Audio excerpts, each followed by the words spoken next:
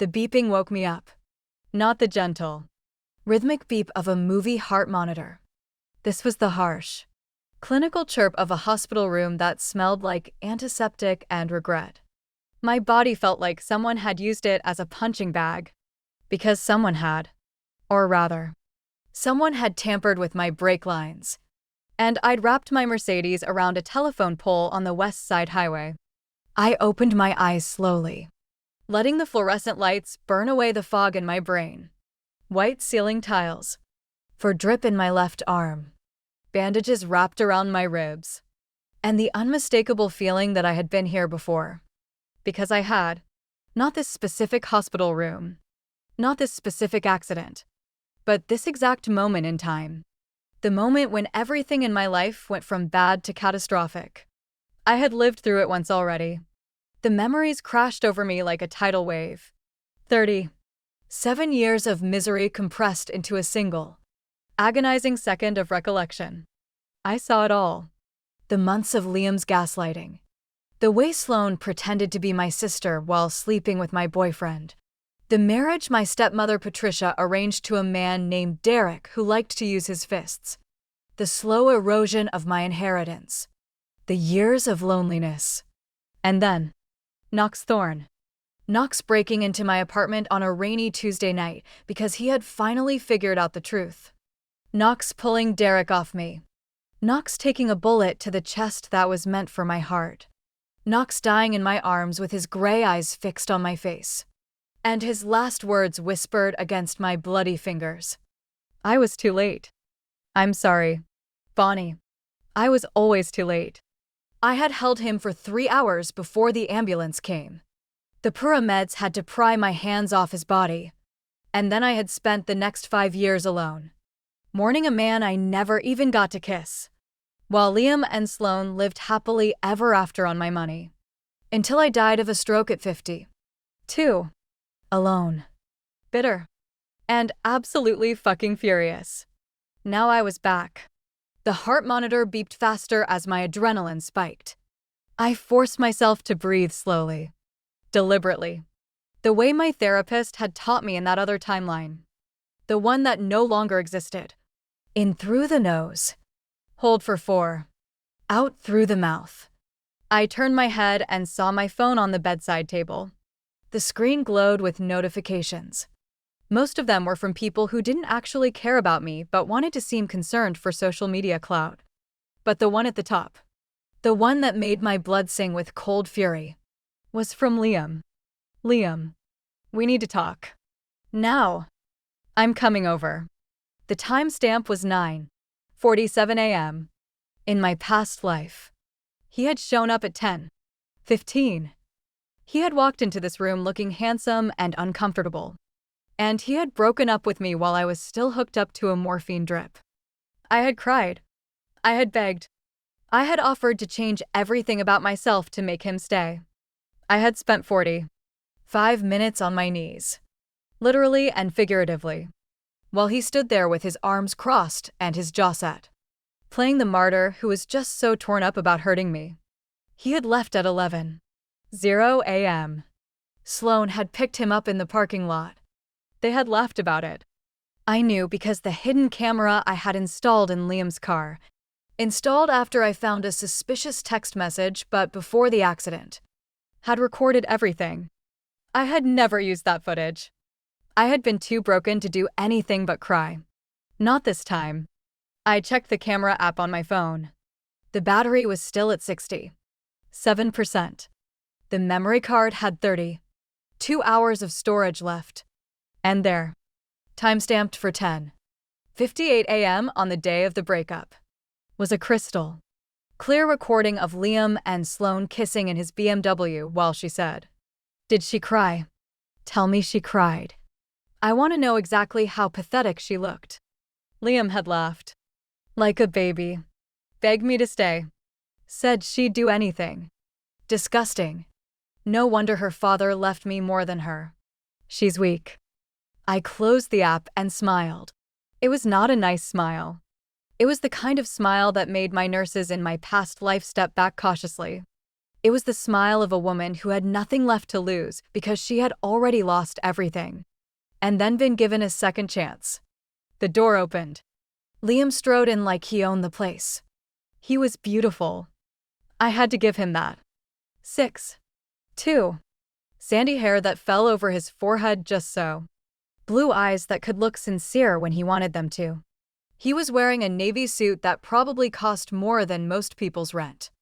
And he had the fresh, from the gym glow of a man who had never faced a single consequence for anything in his entire privileged life. He didn't ask how I was feeling. He didn't acknowledge the bandages or the fact that I had almost died. He paced. "Bonnie, this isn't working," he said, rehearsed and hollow. "I can't do this anymore. I've been doing a lot of thinking, and I've realized that we want different things. You need so much from me, and I can't be that person. I need space. I need freedom. And I've met someone else." He stopped pacing and turned to face me, clearly expecting the waterworks. I swung my legs over the side of the bed. The movement pulled at my stitches, sending a bolt of pain through my ribs. But I didn't flinch. I had felt worse. I had felt a bullet tear through the man I loved. A little post. Surgical discomfort was nothing. Liam's eyes widened. "What are you doing?" "You shouldn't be." "I agree," I said. He blinked. "What?" "This isn't working. I can't do this anymore." I repeated his words back to him with a pleasant, almost cheerful tone. "You're absolutely right. We want different things. I want a partner who doesn't cheat on me with my stepsister. And you want? Well, whatever it is you want. Sloane, I assume." Liam's face went through several interesting contortions. Surprise, then guilt, then a quick attempt at righteous indignation. "I don't know what you're talking about. Sloane and I are just friends, co-workers, prayer partners." I stood up, testing my weight on my feet. The hospital gown gaped open in the back. But I couldn't bring myself to care. Dignity was a luxury for people who hadn't died twice. "I saw you two at the Ritz Carlton last month. Room 1214. You ordered champagne and chocolate. Covered strawberries. Very romantic." She wore that red dress I loaned her for the charity gala. The Armani. Liam's jaw dropped. "You were following me." I was checking into my own hotel room after a business meeting. The door was open. "You're not as discreet as you think." This was a lie, but a useful one. In reality, I had seen the charges on our shared credit card and done some digging. But he didn't need to know that. "I can explain." "You don't need to." I held up my hand. "I'm not angry, Liam. I'm not hurt. I'm actually grateful. You've done me a tremendous favor, showing me who you are before I made the mistake of marrying you."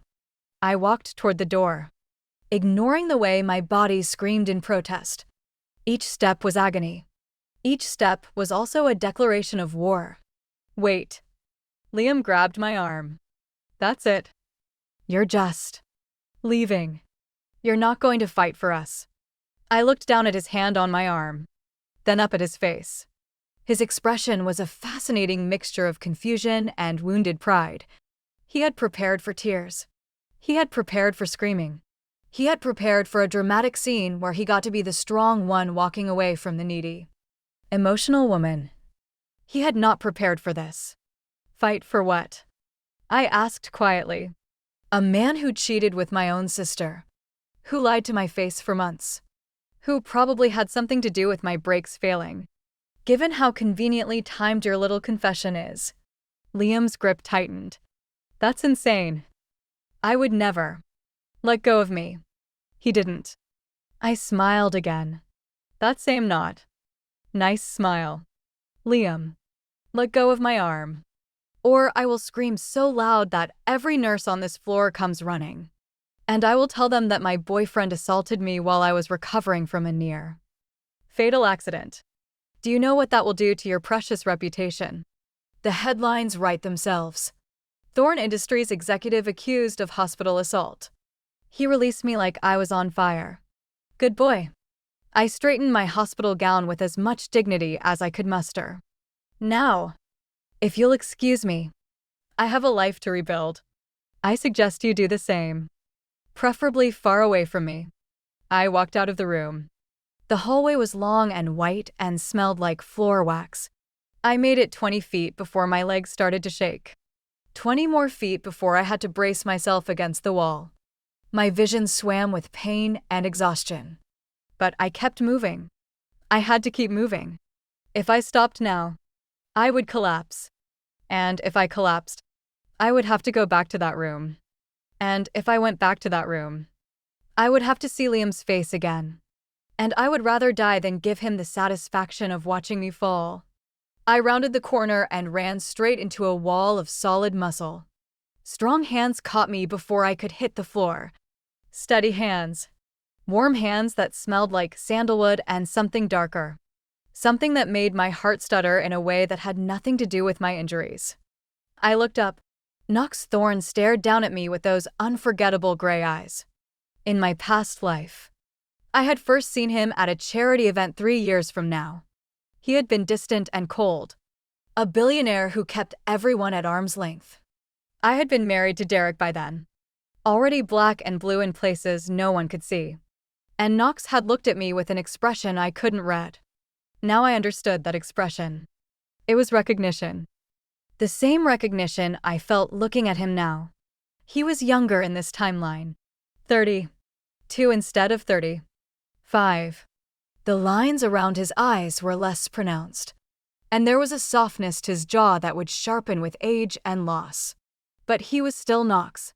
Still the man who would die for me in a timeline that no longer existed. Miss Vanderbilt, he said, and his voice was exactly as I remembered it. Low and rough. Like gravel wrapped in velvet. You look like a woman who just set herself free. I laughed. It came out slightly hysterical. But I couldn't help it. He had said those exact words to me in my past life. On a rainy night when he had pulled me out of my burning apartment building. Different context. Same sentiment. I'm just getting started. I replied. His gray eyes searched my face. And I saw something flicker in their depths. Surprise. Maybe. Or recognition of his own. He had always been perceptive. Too perceptive for his own good. In my past life, he had figured out Derek's abuse months before anyone else. He had been building a case against Liam when the bullet found him. Are you all right? He asked. I heard about your accident. I was coming to check on you. Liam's boss. Coming to check on me. In my past life. This hadn't happened. In my past life. Knox had sent flowers and a card and kept his distance. The fact that he was here now, in the hospital hallway, holding me upright with those steady hands. The timeline was already changing. I'm fine, I said, and for the first time in 2 lifetimes. I meant it. Actually, I'm better than fine. I'm perfect. Knox's lips twitched. It wasn't quite a smile, but it was close. That's good to hear, because I have a proposition for you. Miss Vanderbilt. One I think you'll find very interesting. I raised an eyebrow. Oh, not here. He glanced down the hallway toward Liam's voice. Faint but getting closer. Calling my name with that fake concern he did so well. Can you walk? I can do a lot more than walk. Something dangerous glinted in Knox's eyes. I don't doubt it. He offered me his arm. I took it. Together. We walked toward the elevator, leaving Liam's voice behind us. The doors slid shut just as Liam rounded the corner, his face a mask of fury and confusion. The last thing I saw before the doors closed was his mouth falling open as he recognized Knox's broad shoulders and dark hair. Then the elevator descended, and I was alone with the man who had loved me enough to die. So, I said as the floors ticked by. This proposition of yours, does it involve destroying Liam's career, bankrupting my stepsister, and making my stepmother regret every single thing she's ever done to me? Knox turned to look at me. Really look at me. Like he was seeing past the hospital gown and the bruises and the wild hair. Like he was seeing the woman I had become in another lifetime, forged in fire and grief and determination. I was going to start with lunch, he said slowly. But your plan sounds more fun. I smiled. This time, it was real. It's a date. The Vanderbilt mansion sat on 5 acres of prime Connecticut real estate. A Georgian revival monstrosity that my mother had loved and my father had paid for. She died when I was 12. And by the time I was 14, Patricia had moved in with her 17-year-old daughter Sloane and a steamer trunk full of ambitions. My father, God rest his generous but oblivious soul, had been blind to the vipers in his nest. He saw Patricia as a comforting presence, Sloane as a surrogate daughter. He never noticed how they slowly isolated me, chipped away at my confidence, positioned themselves as my caretakers rather than my family. When he died of a heart attack 3 years ago, the will had been a shock to everyone. Patricia got the house and a generous allowance. Sloane got a trust fund and a seat on the Vanderbilt Holdings board. But I got the controlling shares. 51% of a company worth nearly $2 billion. That was why they wanted me dead. Not because they hated me, though they did. Not because I was in their way, though I was. But because my father, in his final act of love, had made sure I would always have the power. And Patricia and Sloane had spent the last 3 years trying to take it from me. Liam had been part of that plan. He had dated me, proposed to me, cheated on me, and tried to kill me. All at Sloane's direction. In my past life. I hadn't figured that out until it was too late. Now, as the Uber pulled up to the mansion's circular driveway, I had evidence of everything. The front door opened before I could knock. Patricia stood in the doorway, looking every inch the grieving stepmother in her cream-colored cashmere and perfectly applied makeup. She was 53, but looked 43. Thanks to a dermatologist who specialized in rich women with guilty consciences. "Darling," she exclaimed, pulling me into a hug that pressed my injured ribs. We were so worried. Liam came by looking pale as a ghost. He said you had a terrible fight. I told him you just needed time to calm down. You've always been so dramatic. Bonnie. I let her hug me. I let her feel my bandages through the borrowed clothes Knox had sent to the hospital. A simple black dress that fit me better than anything in my own closet. I let her play the concerned stepmother for the invisible audience of security cameras I knew were recording everything. Then I stepped back and smiled. Patricia, you look well. Has Sloane been keeping you busy? Something flickered across Patricia's face. Suspicion. Maybe. Or annoyance that I wasn't crying into her cashmere shoulder. She's inside. Why don't you come in? I'll have Maria make you some tea. I'd love that. I walked into the house like I owned it. Because legally, I did. The mansion might be Patricia's residence. But the deed was in a trust that I controlled.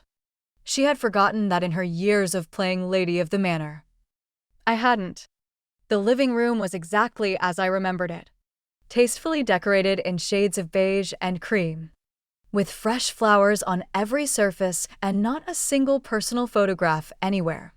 Patricia believed in aesthetics, not memories. My mother's piano had been moved to the attic. My father's library had been converted into a home gym. And there, curled up on the custom sectional like a contented cat, was Sloane. She was wearing Liam's Harvard sweatshirt. The same sweatshirt I had bought him for Christmas last year. The one I had special ordered from the Alumni Association because the campus store was sold out. The one he had told me he loved so much that he slept in it every night. Sloane looked up from her phone and smiled at me. That same fake, sugary smile she had used for years. Bonnie. Oh my God. You look terrible. Are you okay? I heard about the accident. So scary. I'm fine, I said, and I let my eyes drift to the sweatshirt. Interesting choice of loungewear. I didn't know you went to Harvard. Sloane's smile didn't waver. Liam left it here last week. You know how forgetful he is. I was cold, so I borrowed it. I hope you don't mind. Not at all. I sat down across from her, crossing my legs carefully to avoid pulling my stitches.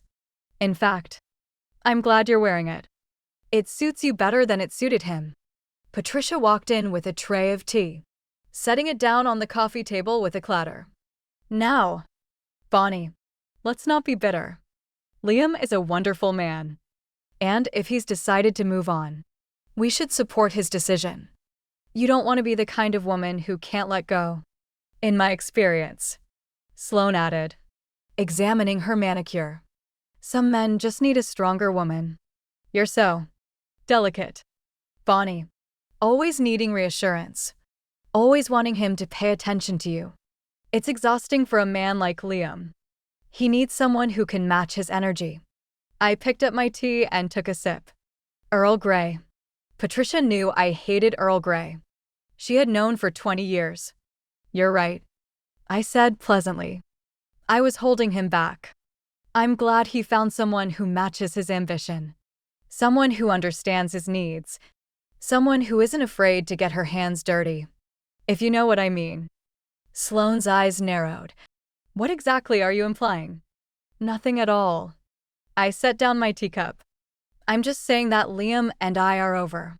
Completely. Irreversibly. He made his choice. And I respect it.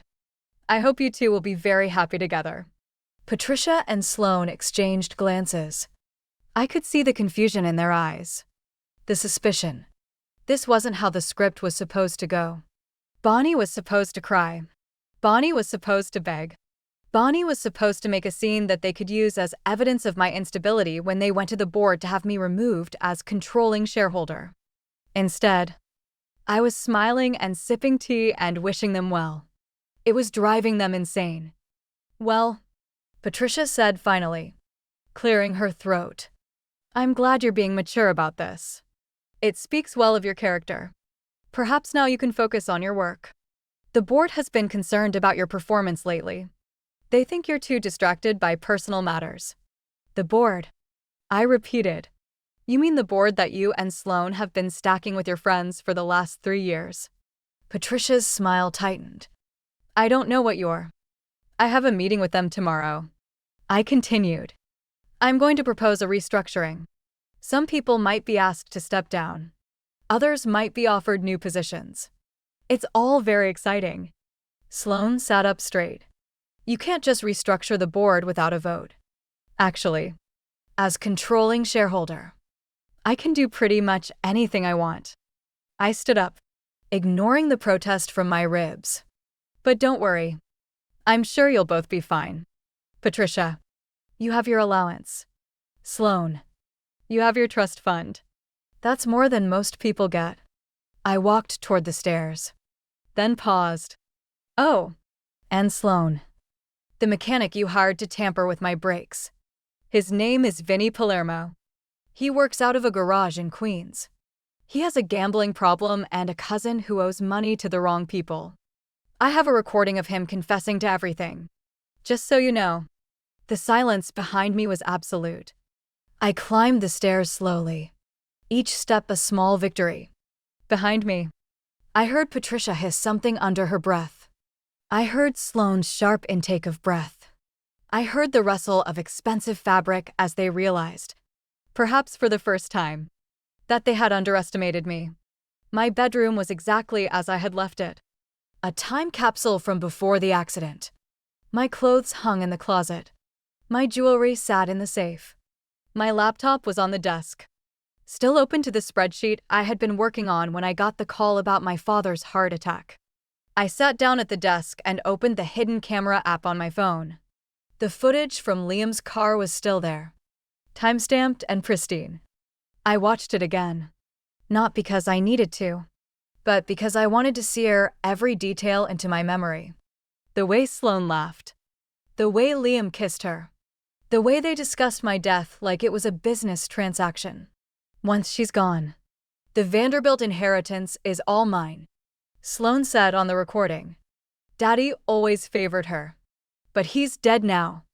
And soon she'll join him. Just make sure the next accident actually kills her. Liam replied, I can't keep pretending to love her forever. It's exhausting. Poor baby. Sloane kissed his cheek. Don't worry. Vinny said he'd do it right this time. Brakes completely fail at high speed. She won't even see it coming.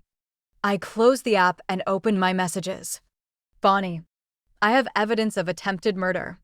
Interested? The response came within seconds. Knox. My office. Tomorrow. 9 a.m. Don't be late. I smiled and typed back. Bonnie, I'm never late. And I always get what I want. Knox. Good. Because what I want is to watch you destroy them. Every last one. I set down my phone and looked around my childhood bedroom. The pink walls I had chosen at 12. The shelf of trophies from my equestrian days. The photo of my mother on the nightstand. Her smile frozen in time. You should have seen them. Mom, I whispered. They have no idea what's coming. Below me, I heard raised voices. Patricia and Sloane. Arguing. Something about the recording. Something about Vinny. Something about damage control. They could argue all they wanted. They could scheme and plot and try to cover their tracks. It wouldn't matter. Because I had already won. I just hadn't told them yet. Thorn Tower rose above Midtown Manhattan like a monument to ambition. 60. 3 stories of black glass and steel. Designed by an architect who believed that beauty was found in severity.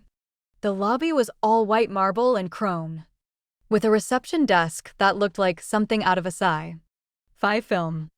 I walked in at 8:57 a.m. wearing a charcoal pantsuit I had purchased at 6 a.m. from a 24-hour boutique in Soho. The stitches in my ribs pulled with every step. But I had learned long ago that pain was a signal, not a barrier. You could choose to listen to it or ignore it. I chose to ignore it. Bonnie Vanderbilt. I said to the receptionist. I have an appointment with Knox Thorne. The receptionist. A young woman with flawless makeup and eyes that had seen everything. Didn't even blink. Mr. Thorne is expecting you. Take the private elevator to the top floor. He'll meet you there. The private elevator required a retinal scan and a fingerprint. I wondered if Knox was paranoid or just prepared. In my past life, I had learned that the two were often the same thing. The doors opened onto a penthouse office that took my breath away. Floor 2. Ceiling windows offered a panoramic view of Manhattan. From the tip of Central Park to the Statue of Liberty. The furniture was all clean lines and dark wood, with no personal touches anywhere. No family photos. No awards. No evidence that a human being actually lived here. Knox stood by the window, his back to me. He was wearing a charcoal suit that matched mine, which was either a coincidence or a message. With Knox, it was hard to tell. You're early, he said without turning around. I'm punctual. There's a difference. He turned. Those gray eyes swept over me from head to toe. Assessing. Cataloging. Filing away every detail. I had the uncomfortable feeling that I was being memorized. You look better than you did yesterday, he said. The hospital gown didn't do you justice. The hospital gown wasn't trying to. I walked toward him, noting the way his gaze followed my movements. You said you had a proposition. I'm listening. Knox gestured to a seating area by the window. 2 leather armchairs facing each other across a glass coffee table. I sat. He sat. We stared at each other for a long moment. 2 predators circling before the fight. Your stepsister tampered with your brakes, Knox said finally. I have proof. The mechanic who did the job, Vinny Palermo, is my cousin's neighbor. He confessed everything to my cousin after a few too many drinks. I have a recording. I kept my face neutral. But inside, my heart was racing. In my past life, this information had come too late. Knox had died before he could use it. Now, He was handing it to me on a silver platter. "Why do you care?" I asked. "Liam is your employee. Sloan is nobody to you. Why get involved?" Knox leaned back in his chair, steepling his fingers. "Because Liam isn't just cheating on you. He's been embezzling from Thorn Industries for the past 18 months, funneling money into offshore accounts that Sloan controls. Accounts that are tied to your father's estate." The room felt suddenly cold. "How do you know this?" "Because I'm a billionaire, Miss Vanderbilt. I know everything that happens in my company. I've known about Liam's embezzlement for 6 months. I was building a case against him when I discovered the connection to your family." Knox's eyes never left mine. "Your father's will left you majority shares in Vanderbilt Holdings. If you die, Sloan inherits your shares through a clause Patricia added before your father's death. A clause he signed without reading, because he trusted his wife." My hands were shaking. I pressed them flat against my thighs to hide it. "So Liam and Sloan have been planning to kill me for my inheritance while stealing from your company to fund their escape." "Exactly." Knox leaned forward. "Here's my proposition. Be my girlfriend." I blinked. Of all the things I had expected him to say, that wasn't one of them. "Publicly," he continued. "Let me take you to events. Let me introduce you as my partner. Let the world see us together. It will drive Liam insane because he's always wanted my position, my company, my reputation, my life. And Sloan will panic when she sees you moving on so quickly. She'll make mistakes. She'll try to sabotage us. And when she does, we'll be there to catch her. In exchange for what? In exchange for destroying them both." Knox's voice was flat, almost bored, but his eyes burned with something dark and hungry. "Legally and socially. I want Liam in prison. I want Sloan bankrupt. I want Patricia to spend the rest of her life knowing that she lost everything because she underestimated you." I studied his face, looking for the catch. There was always a catch with men like Knox Thorne. They didn't do anything out of the goodness of their hearts. They had angles within angles, plans within plans. "What do you get out of it?" I asked. "Justice," he said simply, "and the satisfaction of watching a man who betrayed me lose everything he ever wanted." "It's that important to you?" "Revenge." Knox was quiet for a moment. When he spoke again, his voice was softer, almost gentle. "My father was embezzled by a man he trusted. It destroyed him. He lost his company, his reputation, and eventually, his life. I was 16 when he died. I promised myself I would never let anyone do that to me. Liam knew my history. He did it anyway. I understood that kind of pain. The kind that didn't heal so much as calcify, turning into something hard and sharp that you used to protect yourself from the world." 6 months, I said. "After that, we part ways. No feelings. No complications." Knox's lips curved into something that wasn't quite a smile. "Agreed. 3 months." He raised an eyebrow. "Excuse me. 3 months." I repeated. "I want access to your legal team to freeze their assets. And I want to be there when Liam finds out he's been fired. But I'm not spending half a year pretending to be in love with you." 3 months. Max. Knox studied me for a long moment. Then he laughed. A real laugh. Deep and warm. Nothing like the cold businessman he showed the world. 3 months. He agreed. "But don't fall in love with me, Vanderbilt. I'm not the marrying kind. Don't worry." I stood up and extended my hand. "I'm not the staying kind." He took my hand. His palm was warm and calloused. The hand of a man who worked with more than just a pen. The touch sent a shock through my system that had nothing to do with my injuries. "One more thing," I said, pulling my hand back. "I want to choose the venue for our first public appearance. Somewhere Liam and Sloan will be." Knox's eyes glinted. "The Whitmore Charity Gala. Tonight. Liam will be there representing Thorn Industries. Sloan will be his plus. One. Perfect." I turned toward the elevator. "I'll see you at 8. Don't be late." "I'm never late," he called after me. I smiled as the elevator doors closed. Touché. The Whitmore Charity Gala was held at the Plaza Hotel. A glittering affair of champagne and diamonds and people who measured their worth in zeros. I had attended this gala in my past life, accompanying Liam as his soon to be discarded girlfriend.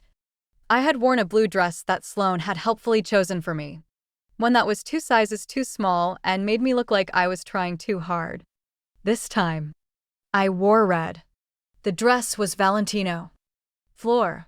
Length and backless, with a slit that went all the way to my hip. It was the kind of dress that made men stare and women whisper. The kind of dress that said, "I know exactly who I am and I'm not afraid to show it." Knox met me in the hotel lobby. He was wearing a tuxedo that probably cost more than my first car, and his dark hair was swept back from his face in a way that made him look both dangerous and delicious. His gray eyes swept over me with an appreciation that didn't seem entirely fake. "You look like trouble," he said, offering his arm. "I am trouble." I took his arm. "Are you ready?" "I've been ready for 6 months." We walked into the ballroom together, and the room went quiet. I saw the exact moment Liam noticed us. He was standing by the bar, a glass of scotch in his hand, talking to some executive I didn't recognize. Sloane was beside him, wearing a silver dress that clashed with her complexion and a smile that looked painted on. Liam's face went white. Sloane's champagne glass shattered on the floor. Knox leaned down to whisper in my ear, his lips brushing my skin. "Showtime. Vanderbilt. Showtime." The next 3 days were a masterclass in controlled destruction. Knox's legal team moved like a SWAT unit, freezing assets and filing injunctions before Liam even knew what hit him. By Tuesday morning, every account connected to the embezzlement scheme was inaccessible. By Tuesday afternoon, Liam's corporate credit cards had been canceled. By Tuesday evening, he received a formal notice of termination, effective immediately.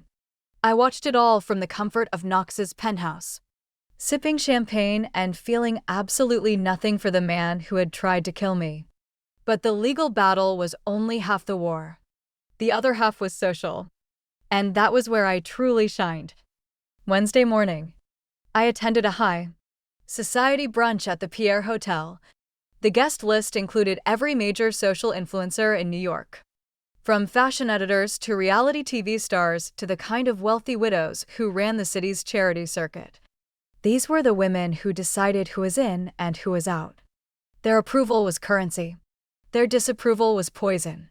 Sloane had spent years cultivating these women. She attended their events, donated to their causes, and carefully constructed an image of herself as the perfect socialite. Gracious, generous, and unassailably classy. I was about to destroy that image in 10 minutes. Bonnie, darling, Victoria Ashford, the queen bee of the charity circuit, kissed both my cheeks as I entered the private dining room. "We were so sorry to hear about your accident. How are you feeling?" "Much better. Thank you," I said, taking my seat at the long table. "The doctors said I was lucky to be alive. Someone tampered with my brakes. You see, the police are investigating." Gasps rippled around the table. Victoria's eyes widened. "How horrible. Do they have any suspects?" "They have several." I unfolded my napkin and placed it on my lap. "But I don't want to talk about that. Let's focus on more pleasant topics. Victoria, that dress is stunning. Is it Chanel?" The conversation flowed easily after that. I complimented the hostess on her flower arrangements. I asked about everyone's children by name, a trick I had learned from watching my mother work a room. I laughed at jokes and nodded sympathetically at complaints and generally made myself as charming and unthreatening as possible. Then, just as the main course was being served, I leaned over to the woman on my left, a baroness whose husband had made his fortune in shipping, and said, "Did you hear about what happened at the Ritz?" Carlton last month. Apparently, someone stole a designer dress from the boutique and blamed an innocent assistant. So tacky. The Baroness's eyes lit up with gossip. Hungry interest. Who would do such a thing? I hesitated, as if debating whether to share. I probably shouldn't say. It's just hearsay. Really. But I heard it was Sloane Montgomery. You know, my stepsister. She's been acting so strangely lately. I think the stress of her new relationship is getting to her. Sloane Montgomery. The Baroness's voice carried across the table. Isn't she dating that Thorne executive? The one who was just fired for embezzlement. The table went silent. I widened my eyes in mock surprise. Fired. I hadn't heard that. How terrible. Liam always seemed so ambitious. Ambitious is one word for it, Victoria said darkly. Criminal is another. My husband serves on the Thorne Industries board. He says the evidence is overwhelming. Liam Carter has been stealing from the company for over a year. And Sloane is dating him. Another woman shook her head. That explains a lot. I saw her at the Metropolitan Museum Gala last week. And she was absolutely horrid to the staff. Demanded a different table 3 times. Complained that the champagne wasn't chilled properly. I felt so embarrassed for her. I heard she once returned a designer handbag after using it for a month and claimed it was defective. Someone else added. The store banned her from shopping there ever again. The floodgates had opened. Women who had smiled at Sloane's face for years were now gleefully shredding her reputation behind her back. I sat back and listened, occasionally adding a tidbit of my own. All of it true.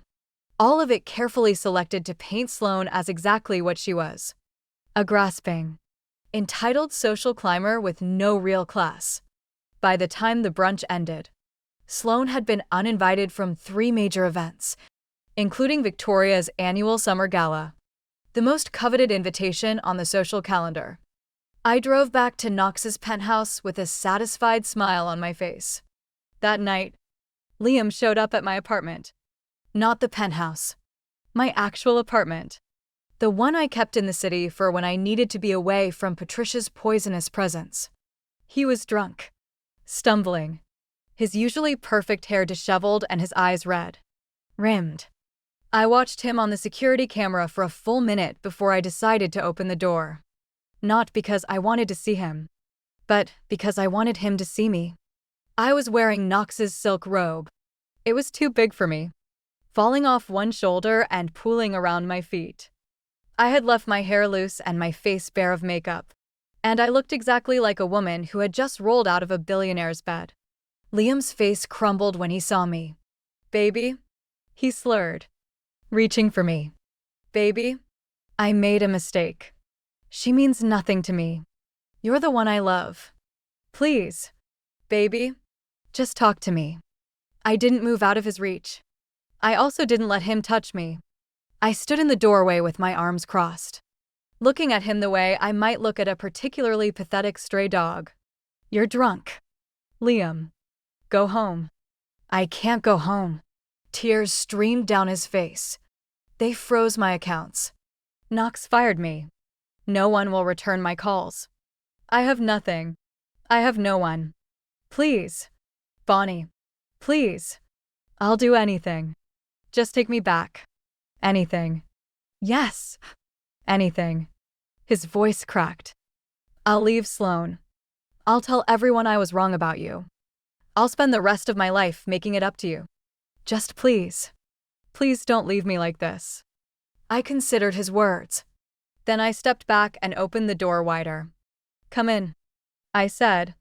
Liam's face lit up with desperate hope.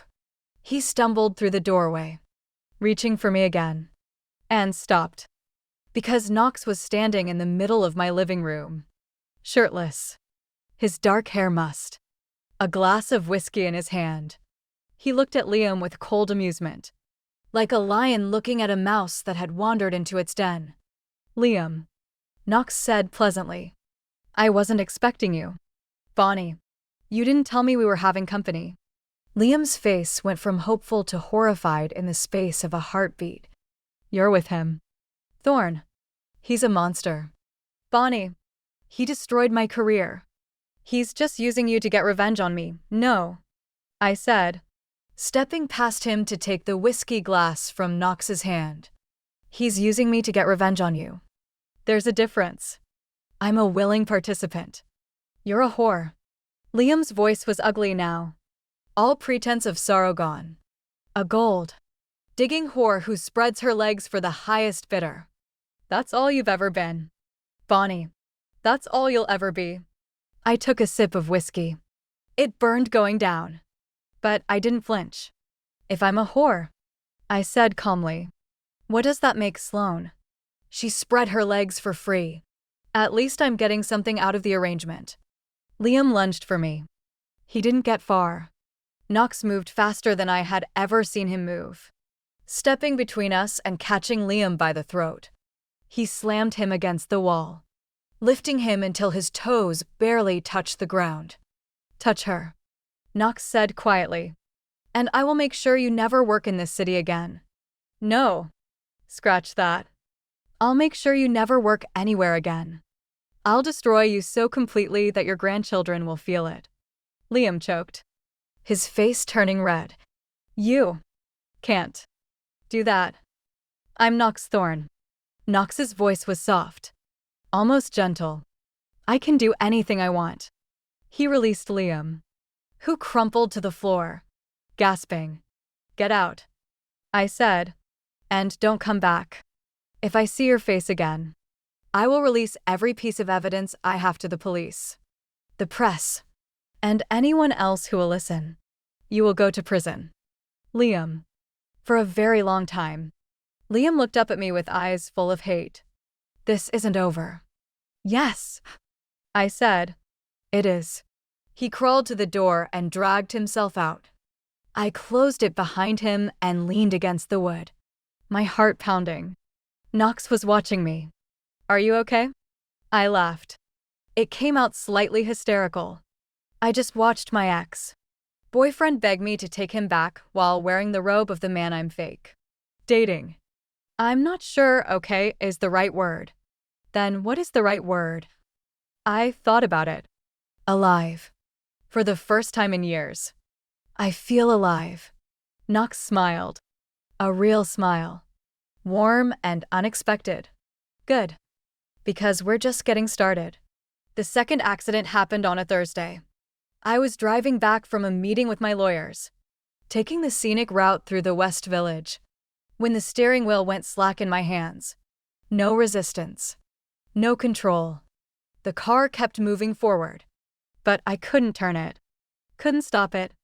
I had less than a second to understand what was happening before the car jumped the curb and smashed into a fire hydrant. The airbag deployed. The windshield spiderwebbed. My body snapped forward and back. And then everything went black. I woke up in a hospital room. Again. But this time, the memories came with me. They crashed over me in waves, each one more vivid than the last. I saw my past life in high definition. Every mistake, every heartbreak, every moment of weakness that had led to my lonely death. I saw Liam's face as he married Sloane in a lavish ceremony on my father's estate. I saw Patricia's smile as she cut me out of the family entirely. I saw the years I spent drifting, alone, too broken to fight back. I saw Derek, the man Patricia had arranged for me to marry after Liam left. He was handsome and charming and utterly evil behind closed doors. He didn't hit me at first. Not for the first year. He just wore me down, criticized me, isolated me, made me believe I was worthless, that no one else would ever want me, that I was lucky to have him. By the time he started using his fists, I was too beaten down to leave. 5 years. 5 years of marriage to a man who saw me as property. 5 years of hiding bruises and making excuses and praying for death. And then, on a rainy Tuesday night, Knox Thorne broke into my apartment. I remembered it so clearly. The way the lock clicked open. The way his silhouette appeared in my doorway. The way he looked at my black eye and split lip with an expression I couldn't read. Derek sent you, I had said, my voice flat. He always sends someone to bring me back. No. Knox had stepped into the light, and I had seen his face for the first time. Younger than I expected. Softer. But his gray eyes were hard as steel. Derek doesn't know I'm here. No one knows I'm here. I came to get you out. Why? Because I've been watching you for 3 years. Bonnie Vanderbilt. Watching him destroy you. And I can't watch anymore. He had held out his hand. And I, broken and bruised and terrified, had taken it. We almost made it.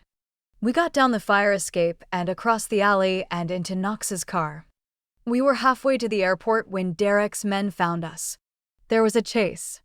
Gunfire. Knox pushed me out of the way of a bullet meant for my heart. And the bullet went into his chest instead. I held him as he died. I held him and begged him to stay. And he looked up at me with those gray eyes and said, I was too late. I'm sorry, Bonnie. I was always too late. And then he was gone.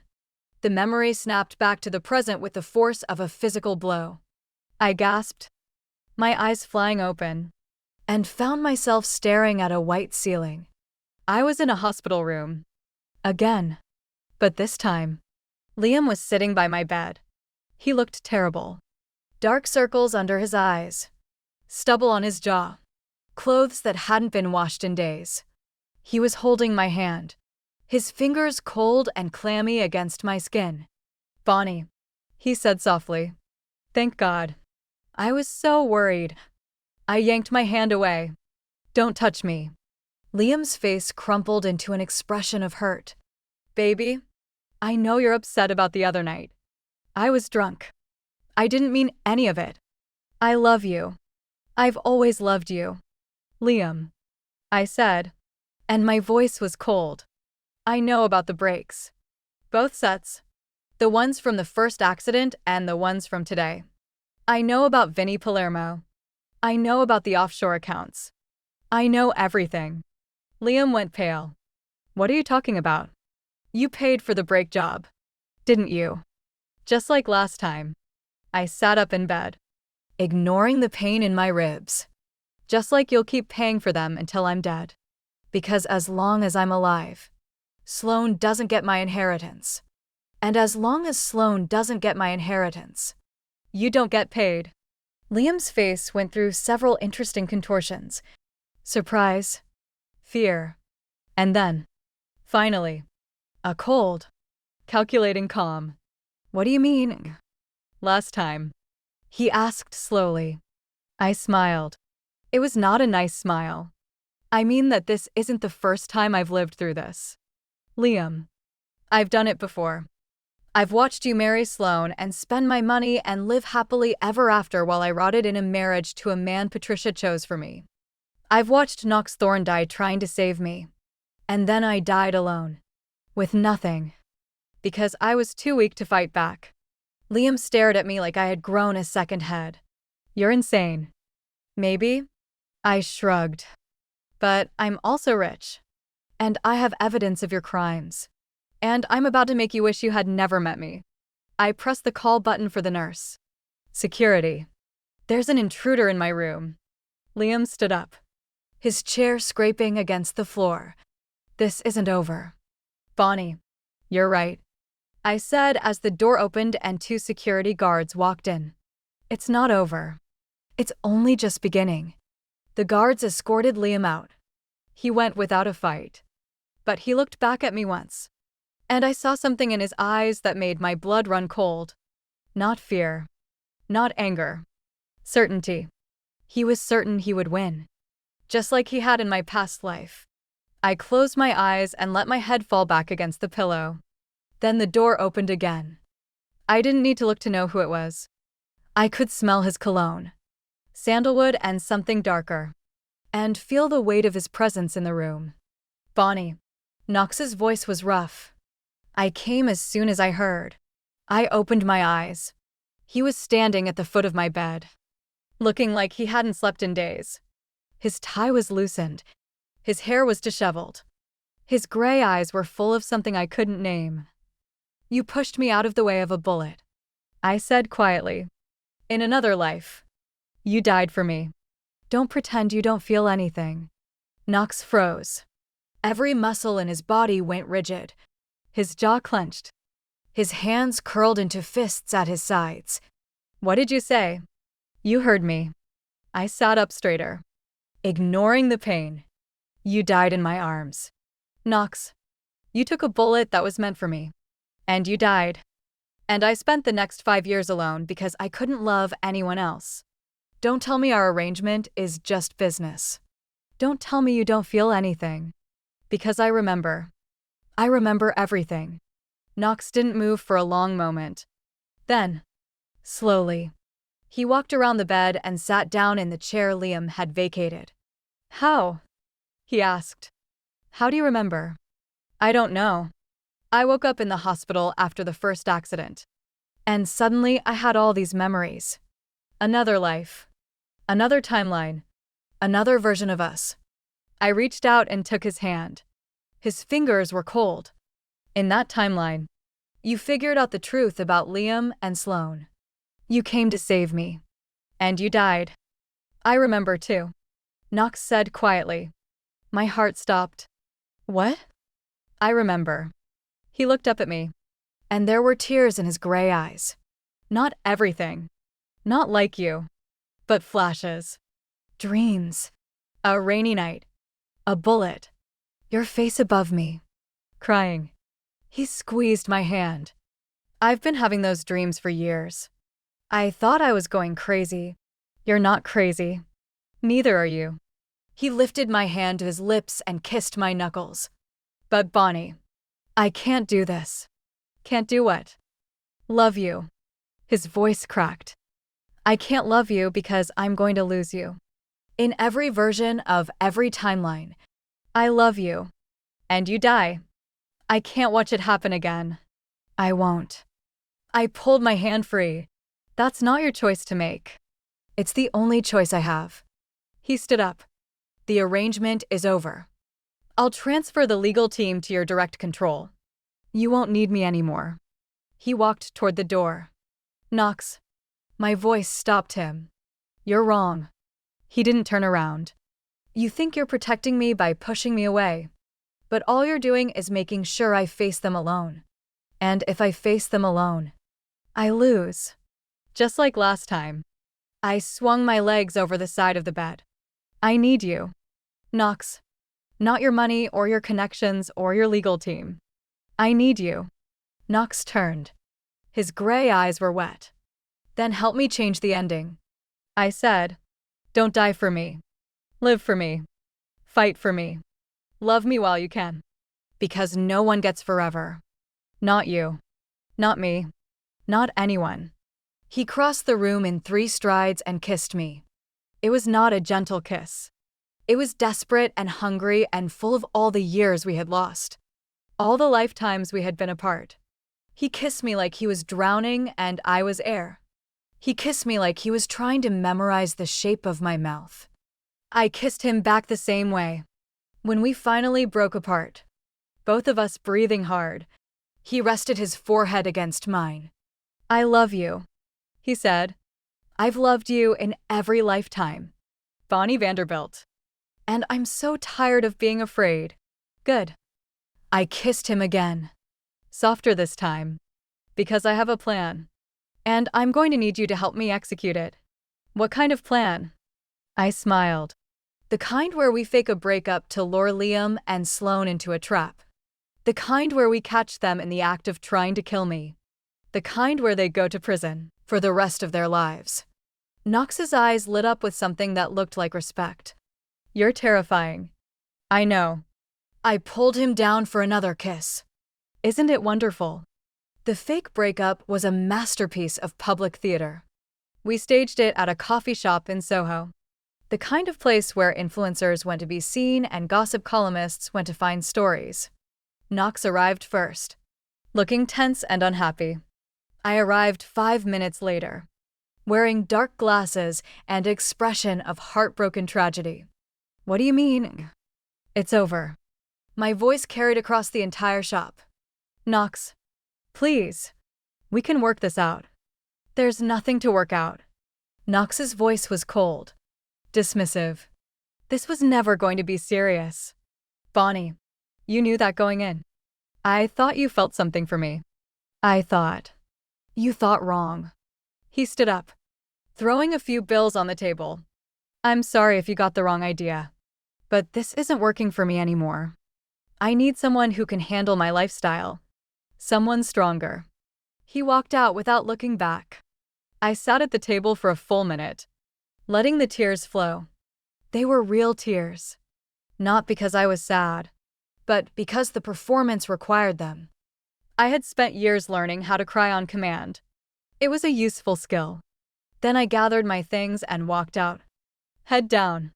Shoulders shaking. Within hours. The video was everywhere. TikTok. Instagram. Twitter. Every gossip blog in the city ran the story. Bonnie Vanderbilt dumped by billionaire Knox Thorne. The comments were brutal. Gold. Digger got what she deserved. He was never going to marry her. Another social climber bites the dust. I let them talk. Because while they were talking, Sloane was texting me. Sloane. Hey. I heard about what happened. I'm so sorry. Men are trash. I waited 10 minutes before responding. Bonnie. Thanks. I'm honestly devastated. I thought he was different. Sloane. Want to get drinks tonight? Just us girls. We can trash. Talk them together. I know how you feel. Believe me. Bonnie. I'd like that. Where? Sloane. The rooftop bar at the Standard. 9 p.m. Don't be late. I smiled and showed the messages to Knox. Phase 1 complete. I said, she's taking the bait. Knox looked at the phone over my shoulder. Be careful. Sloane is desperate. Desperate people do desperate things. I'm counting on it. The rooftop bar at the Standard was crowded and loud. Exactly the kind of place where no one would notice a private conversation. Sloane was already there when I arrived, sitting at a corner table with 2 glasses of wine. She stood up when she saw me and pulled me into a hug. Bonnie. God. You look terrible. Thanks. I sat down and took a long drink of wine. I haven't slept in days. I can't believe he just ended it. Like I meant nothing to him. Sloane's face was the picture of sympathy. I know how you feel. Liam has been impossible lately. I think he's still hung up on you. Honestly. I almost laughed. Instead, I made my eyes fill with tears. Do you think so? I miss him so much. I know he cheated. But he was my first love. You know. Sloane reached across the table and took my hand. I know. And I'm so sorry for my part in that. Liam manipulated me. Bonnie. He told me you didn't love him anymore. He said you were just using him for his connections. I was stupid to believe him. It's okay. I squeezed her hand. I forgive you. You're my sister. Family forgives each other. Family. Sloane's eyes glistened. I've missed that. Ever since Daddy died. It's like we've been drifting apart. I hated it. I hated you. For a while. But I think I was really just jealous. You got everything. The company. The money. The life. I got nothing. You didn't get nothing. I leaned forward. You got Liam. Sloane's smile flickered. Liam. Right. She took a drink. He's not exactly the prize I thought he was. You know. He's controlling. Demanding. He wants me to do things I'm not comfortable with. What kind of things? Sloane glanced around. Then lowered her voice. Bad things. Bonnie. Things that could get us both in trouble. I'm scared of him. My heart rate ticked up. This was it. The opening I had been waiting for. Tell me. I said. Maybe I can help. Sloane took a deep breath. The accidents. The ones with your car. Liam arranged them. He hired a mechanic named Vinny Palermo to tamper with your brakes. The first time. He just wanted to scare you. But the second time. He wanted to kill you. Bonnie. He wanted you dead. I let my face show shock, horror, disbelief. Why? Why would he want me dead? Because of the inheritance. If you die, your shares go to Mom. And Mom promised them to me if I married Liam. It was all a plan. From the very beginning. It was all a plan. I sat back in my chair, my mind racing. Sloane was confessing. Not because she felt guilty, but because she was trying to save herself. She was setting Liam up to take the fall. What do you want me to do? I asked. Go to the police. Sloane grabbed my hands. Tell them everything I just told you. Liam will go to prison. And we'll be free of him. Both of us. And you. What about your part in it? Sloane's eyes widened with innocence. I didn't have a part. I was just his girlfriend. I didn't know what he was planning until after the fact. I'm a victim too. Bonnie. Just like you. She was good. I had to give her that. If I hadn't known the truth. If I hadn't heard that recording of her laughing about my death. I might have believed her. Okay. I said. I'll do it. But I want you to come with me. We'll go to the police station together. And you'll tell them everything. They'll put you in protective custody. You'll be safe. Sloane hesitated for just a fraction of a second. Then she nodded. Okay. Together. We finished our drinks and left the bar. Sloane's car was waiting downstairs. A sleek black sedan with tinted windows. She opened the passenger door for me. Get in, she said. I'll drive. I got in. The moment the door closed, I heard the locks click. Sloane got into the driver's seat and started the engine. She didn't head toward the police station. She headed toward the river. Where are we going? I asked, keeping my voice calm. Somewhere private. Sloane's voice had changed. The sympathy was gone, replaced by something cold and hard. Somewhere we can talk without being interrupted. Talk about what? About how you're going to sign over your shares. I laughed. You think I'm going to sign over my inheritance? That's cute. Sloane's hands tightened on the steering wheel. You don't have a choice. Bonnie, either you sign, or you die. And this time, there won't be any miraculous survival. I'll make sure of it. Like you made sure the last 2 times. The last 2 times were practice. Sloane smiled. And it was the smile of a predator. This time is for real. She drove us to an abandoned warehouse on the waterfront. The kind of place where bodies were found. If they were found at all. She parked the car and pulled a gun from the glove compartment. Get out. I got out. The warehouse was dark and cold, smelling of rust and decay. Sloane led me to the center of the room, where a single chair sat under a bare light bulb. Sit. I sat. Sloane stood in front of me, the gun pointed at my chest. Here's how this is going to work. You're going to call your lawyer and tell him to transfer the shares to my name. Then you're going to write a letter saying you're giving me control of the company voluntarily. And then we're going to wait for the transfer to go through. After that, she shrugged. After that, you're going to have a tragic accident. Overdose. Fall down the stairs. Something convincing. And if I refuse, then I shoot you now and forge the documents myself. Either way, I get what I want. I looked at the gun. Looked at Sloane's face. Looked at the shadows in the corners of the warehouse. You're forgetting something. I said. What's that? I smiled. I'm wearing a wire. Sloane's face went white. The shadows in the corners moved. Police officers in tactical gear swarmed the warehouse, their guns drawn. Drop the weapon. Drop it now, Sloane screamed and pointed the gun at me. I didn't flinch. I just sat there, smiling, as Knox stepped out from behind a stack of crates. Hello, Sloane, he said. We've been waiting for you. Sloane's hand shook. The gun wavered. You set me up. We set you up. I agreed. You and Liam. The fake breakup. The coffee shop. The rooftop bar. Every word you said tonight was recorded and streamed directly to the NYPD. You confessed to everything. I'll kill her. Sloane screamed. I swear to God. I'll kill her. No. You won't. Knox took a step closer. Because if you kill her, you lose everything. The inheritance. The company. Your freedom. You'll spend the rest of your life in prison. Sloane, is that really what you want? Sloane's face crumbled. The gun fell from her hand, clattering to the concrete floor.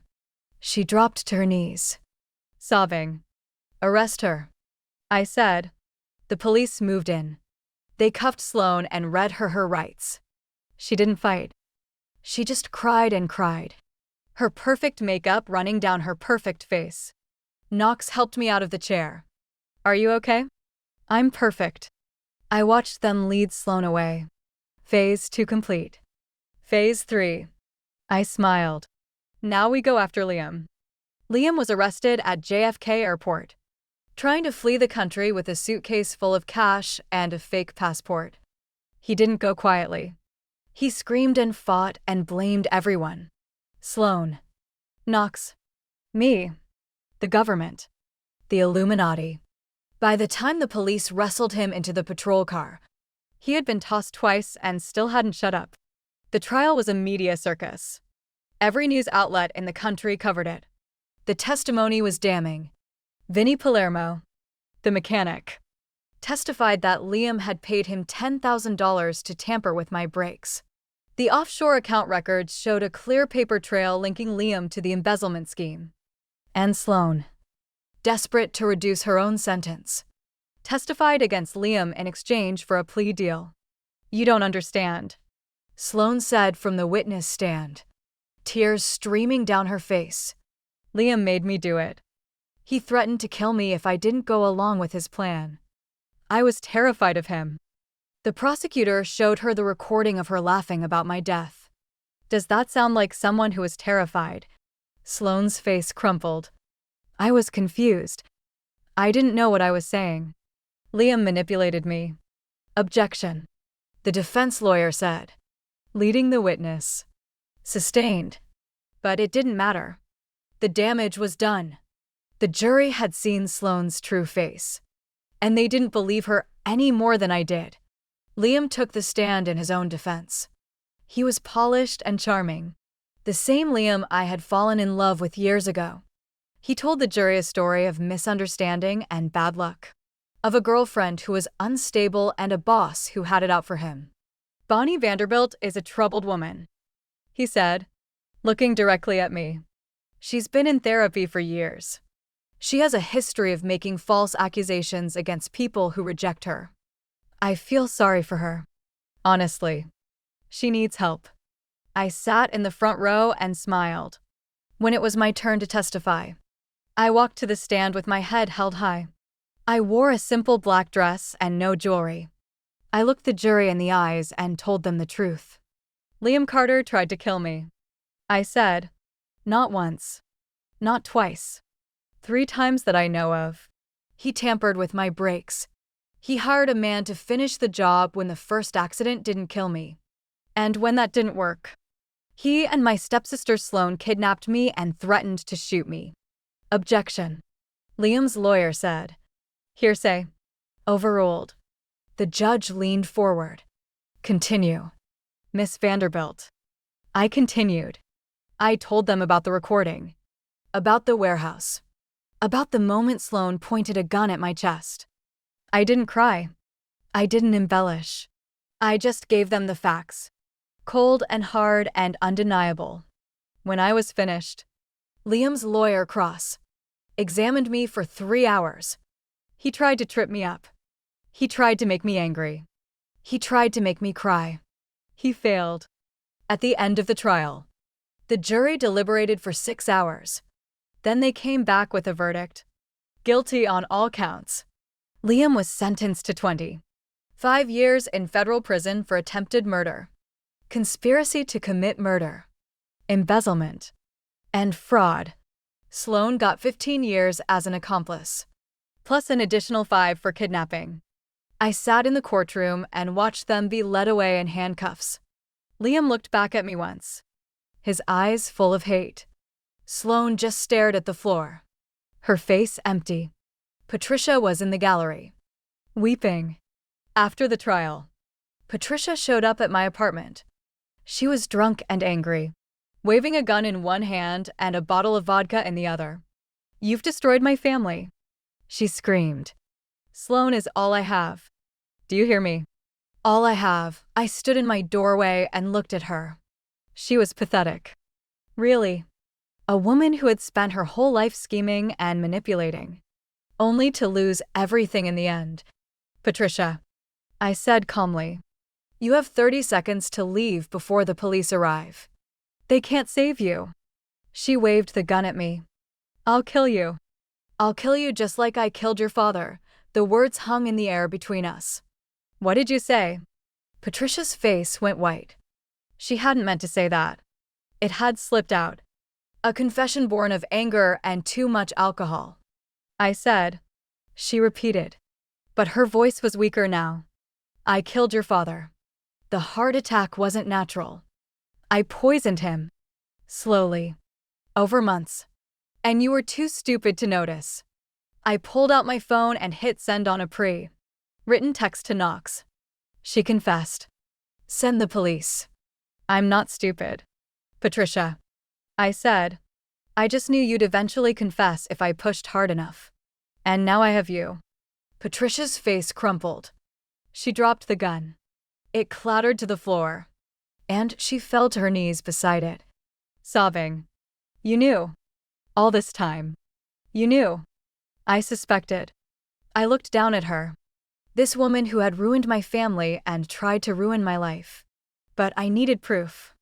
And now I have it. The police arrived 2 minutes later. They cuffed Patricia and led her away. She didn't fight. She just cried and cried. The same way Sloane had cried in the warehouse. I closed the door and leaned against it, my heart pounding. Knox was waiting in the living room.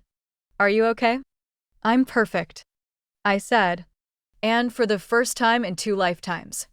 I meant it. The press conference was held on the steps of the courthouse. Every major news outlet was there. Cameras rolling. Reporters shouting questions. I stepped up to the microphone and looked out at the crowd. "My name is Bonnie Vanderbilt," I said. 3 years ago, my father died of what doctors called a heart attack. Today, my stepmother Patricia confessed to poisoning him. She also confessed to conspiring with my stepsister Sloane and my ex-boyfriend Liam to murder me for my inheritance. The crowd gasped. I continued. "They tried to kill me. 3 times. They tampered with my brakes, kidnapped me at gunpoint, and plotted to forge my signature on legal documents. They would have gotten away with it if I had been the woman they thought I was."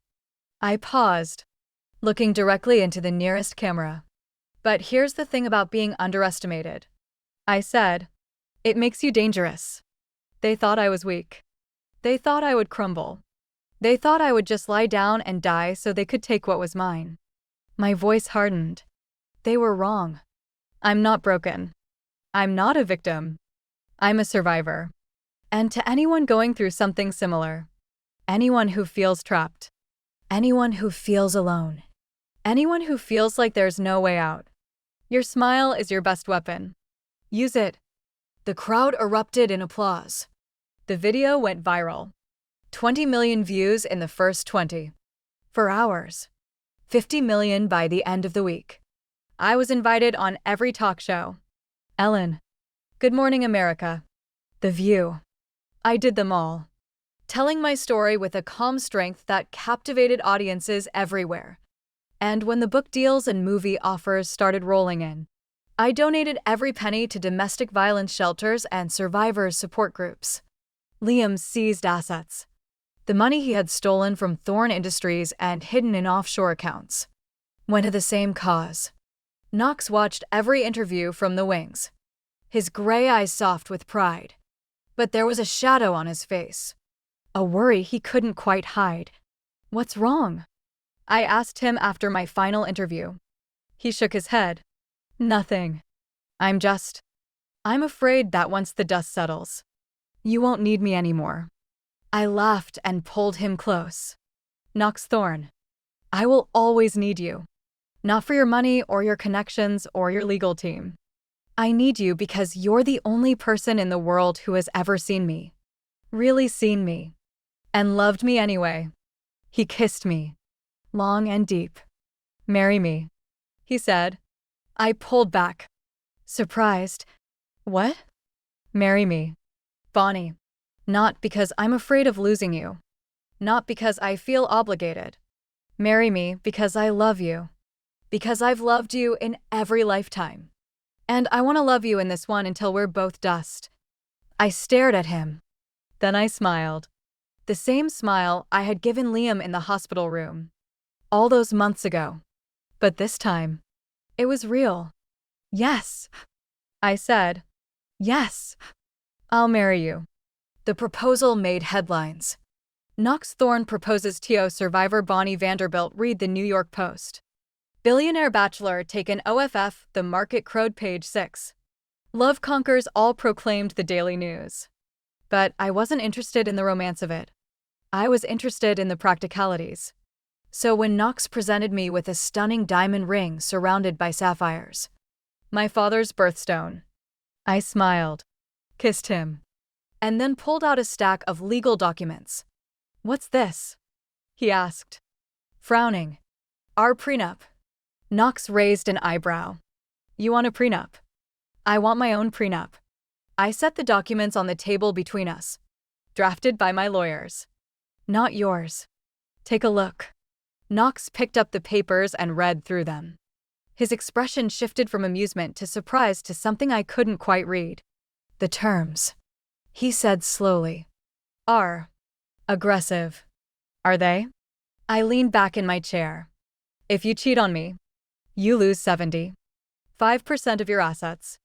If you leave without cause, I get Thorne Tower. If you die under mysterious circumstances, I control the entire company. That seems fair to me. Knox laughed. A real laugh.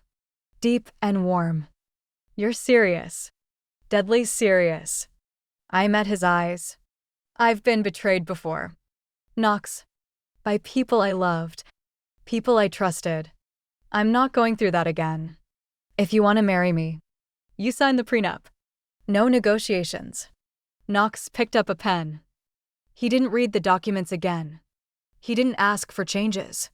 He just signed his name at the bottom of every page. Then set the pen down. I'd give you everything anyway, he said. You know that. Right. I smiled. I know. But I wanted to hear you say it. The wedding was held at the Vanderbilt estate, which I had spent the past 6 months renovating. The gardens were restored to their former glory. The piano was brought down from the attic. My mother's photographs hung on the walls again.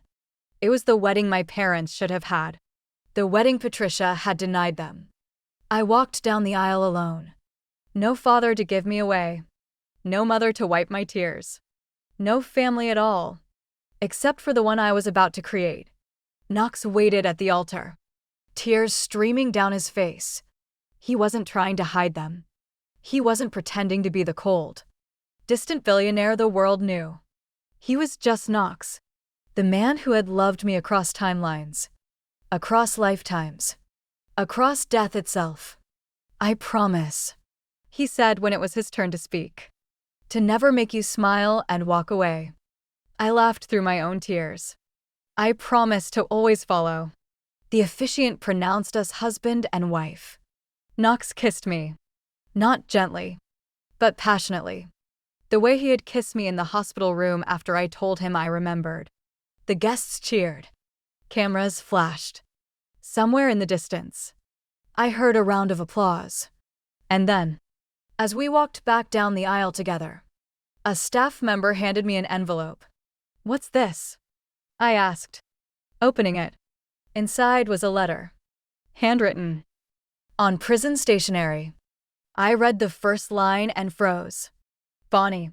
It read, you think you won, but he'll hurt you like I did. Men like us don't change. When he breaks your heart, I'll be waiting. It was from Liam. Knox looked over my shoulder and read the letter. His jaw tightened. We can have it traced. Make sure he's punished for contacting you. No. I folded the letter and tucked it into my bouquet. I'll handle this. At the reception. After the toasts and the cake and the first dance. I pulled out my phone and opened Instagram. I held up the letter to the camera. Liam Carter wrote me a letter from prison. I said, he wanted me to know that he's still thinking about me. He wanted me to be afraid. I struck a match and lit the corner of the paper. Here's my response. The letter burned in the champagne bucket, curling and blackening until nothing was left but ash. I filmed the whole thing and posted it with a single line. The only heat he'll ever get from me again. The video got 10 million views in an hour. That night, after the guests had gone and the music had stopped, Knox and I stood on the terrace of the Vanderbilt estate, looking out at the gardens. In my past life, I said quietly, I died miserable and alone. I had nothing. I was nothing. Liam and Sloane took everything from me, and I just let them. But not this time. Not this time. I turned to face him. This time, I got everything. The revenge. The justice. The love. Knox pulled me close. You earned it. Vanderbilt. Every single thing. I smiled. The same smile I had given Liam in the hospital room. All those months ago. But this time, it was different. This time, it wasn't a weapon. It was a promise. I love you. I said, I love you too. He replied, in this life. In every life. Forever. We kissed under the stars. And somewhere in the distance, I heard my mother's piano playing a song I hadn't heard in years. It sounded like home. It sounded like victory. It sounded like the beginning of a story that would never end. The morning after my wedding, I woke up in Knox's arms with the sun streaming through the windows of our honeymoon suite in Santorini. White walls, blue domes, and the endless Aegean Sea stretched out before us like a promise. For exactly 30 seconds. I was happy. Then my phone buzzed. And buzzed. And buzzed. 47 notifications in under a minute. Something was wrong. Something was very, very wrong. I grabbed my phone before Knox could wake up and scrolled through the messages. The first one was from my attorney, Marcus Webb, a bulldog of a man who had never sent me an emergency text in 3 years of working together. Marcus. Bonnie. Call me immediately. Patricia's lawyers are filing a motion to overturn her conviction. They claim new evidence. This is not a drill. The second message was from my publicist, Jessica. Jessica. Someone leaked the footage from the warehouse. The unedited version. With audio. Bonnie. It's bad. Call me now. The third message was from a number I didn't recognize. Unknown. Did you really think it was over? This is just the beginning. Alemi blood ran cold. Knox stirred beside me, his gray eyes opening slowly. He took one look at my face and sat up immediately. What happened? I handed him the phone. He read the messages in silence, his jaw tightening with each one. When he finished, he set the phone down and pulled me close. We'll handle it, he said. We've handled worse. Have we? My voice came out smaller than I intended. In my past life, this was the moment everything fell apart. After the trial, after the convictions, I thought I was safe. And then, I closed my eyes. And then Liam's associates came after me. People I didn't even know existed. People he had paid to make sure I never testified. Knox's arms tightened around me. This isn't your past life. You're not alone anymore. You have me. You have Marcus. You have an entire legal team and a private security detail and the full resources of Thorn Industries. I took a deep breath. He was right. I wasn't the same woman I had been in that other timeline. I had resources now. Connections. Power. But so did Liam. Even from prison. What does the motion say? Knox asked. I called Marcus on speakerphone. He answered on the first ring. Bonnie. Thank God. Are you somewhere private? We're in our honeymoon suite. Knox is with me. Talk. Marcus didn't waste time with pleasantries. Patricia's legal team is claiming that her confession was coerced. They're saying she was drunk, mentally unstable, and that you manipulated her into making false statements. They've filed a motion to have her conviction overturned and a new trial granted. That's insane. I said. The confession was recorded. She admitted to poisoning my father. There's no way a judge will buy that. There's more. Marcus's voice was grim. Someone has come forward claiming to be a witness to your father's death. A former nurse who worked at the estate. She's saying that she saw you administering medication to your father the night he died. Medication that could have caused a heart attack. I felt like the floor had dropped out from under me. That's a lie. I wasn't even at the estate the night he died. I was in New York. I have flight records, credit card receipts, hotel reservations. I know. But they're going to use this to create reasonable doubt. Patricia's lawyers are very good. Bonnie. And someone is funding them. Someone with deep pockets. Knox and I exchanged a look. Liam. We said together. He's been in prison for 6 months. Marcus said. But that doesn't mean he can't pull strings from the inside. He had connections before his arrest. Wealthy friends. Business associates. People who owe him favors. Find out who's paying Patricia's legal fees. Knox said. Trace the money. I don't care how many shell companies you have to go through. Find the source. I'm already on it. Marcus paused. One more thing. The leaked warehouse footage. Someone edited it to make it look like you were the aggressor. They cut out Sloane's confession and left in the parts where you're smiling. Where you're taunting her. It's already going viral. The public opinion is shifting. I closed my eyes. In my past life, this was exactly what had happened. Liam's allies had launched a smear campaign, painting me as a vindictive woman who had framed an innocent man. The public had turned on me. The press had crucified me. And by the time the truth came out, it was too late. Not this time. No more hiding. I said. No more waiting for the other shoe to drop.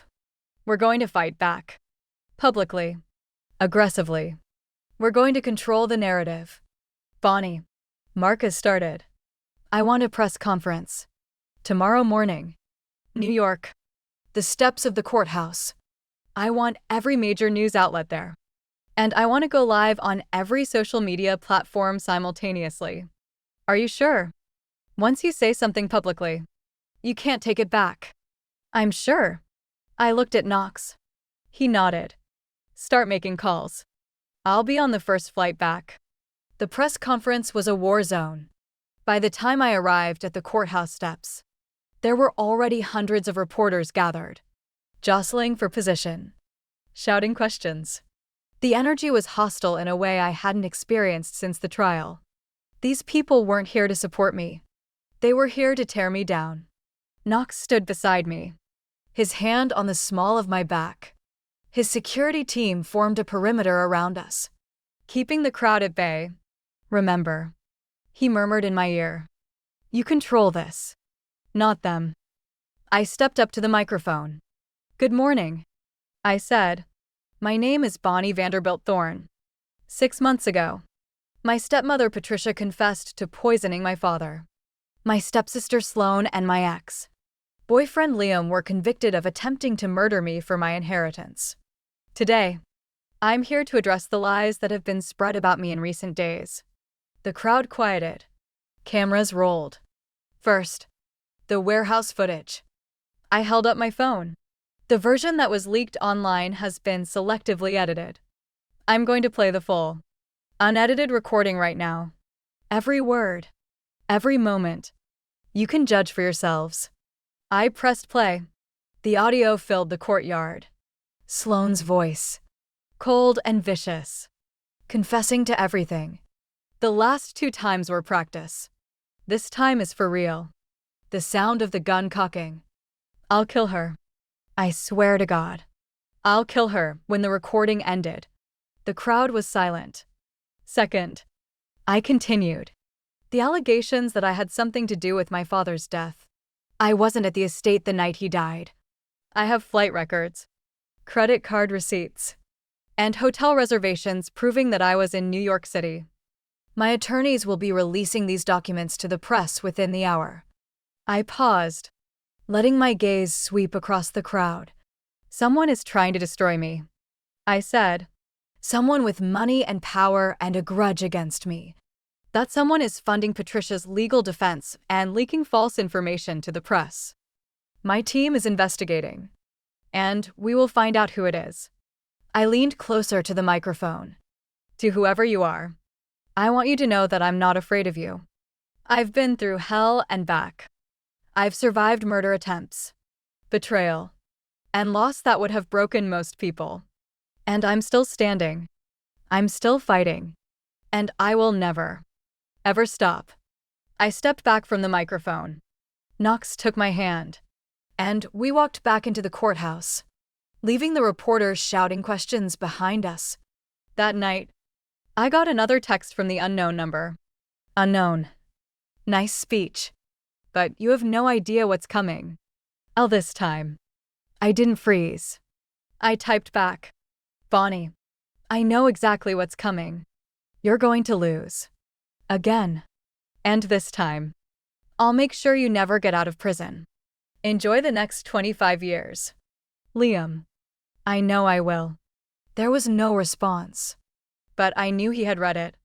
The investigation into Petricia's mystery funding took 2 weeks. 2 weeks of digging through shell companies and offshore accounts, of following paper trails that led nowhere, of dead ends and false leads. Marcus's team worked around the clock. But whoever was behind this was good. Really good. Too good. That was what finally tipped us off. Whoever is funding Petricia's legal defense has access to financial resources that rival Thorn Industries. Marcus said during a conference call, "They're using techniques that I've only seen from governments and the top-tier organized crime families. This isn't just a rich friend of Liam's. This is someone with serious power." "Any leads?" Knox asked. "One." Marcus's voice was hesitant. "The money trail eventually leads to a holding company based in the Cayman Islands. That company is owned by another holding company based in Switzerland. And that company..." He paused. "That company is owned by a trust associated with the Thorn family." The silence in the room was deafening. Knox's face went pale. "That's not possible." "I traced it myself," Marcus said. 3 times. The trust was established by your grandfather in 1987. The current beneficiary is listed as TBD, but the trustee is someone with direct access to Thorn family finances. "Who?" I asked. "The trustee is listed as Harrison Thorn. Your cousin." Knox stood up so fast his chair tipped over. "Harrison? That's impossible." Harrison is my business partner. My best friend. He's been with me through everything." "People change," Marcus said quietly. "Or maybe he was always this way, and you just didn't see it." I remembered Harrison from my past life. He had been at Knox's funeral, crying harder than anyone. I had assumed it was grief. But now I wondered if it was guilt. "We need proof," I said. "Not just a paper trail. Actual evidence that Harrison is involved." "I'm working on it," Marcus said. "But Bonnie, if Harrison is behind this, he's dangerous. He knows everything about Thorn Industries. He knows Knox's security protocols, his passwords, his safe houses. He could destroy you both. Then we destroy him first," Knox said. His voice was cold, harder than I had ever heard it. "Set up a meeting. Tell him I want to discuss a new business venture. Something big. Something that requires his personal attention. And then..." Knox looked at me. "And then we see if he takes the bait." The meeting was set for 3 days later at a private club in Manhattan. The kind of place where billionaires went to make deals that never saw the light of day. Knox and I arrived separately. He went in first, and I waited in a car across the street, watching through a hidden camera feed. Harrison Thorne was handsome in the same way Knox was handsome. Tall, dark, haired, gray-eyed. But there was something different about his face. A softness around the jaw, a nervous energy in the way he moved. Knox. Harrison clasped his cousin's hand. You look good. Married life agrees with you. It agrees with me very much. Knox gestured to a chair. Sit. We have a lot to discuss. They sat across from each other at a small table. A waiter brought drinks. Scotch for both of them. Harrison knocked his back in one gulp. Bad news?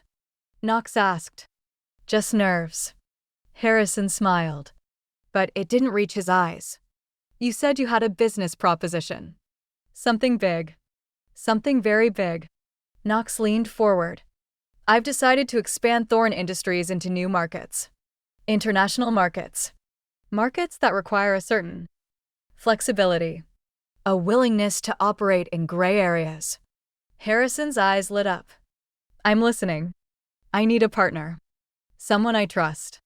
Someone who isn't afraid to get his hands dirty. Knox paused. But before I bring you in, I need to ask you something. And I need you to be honest with me. Anything.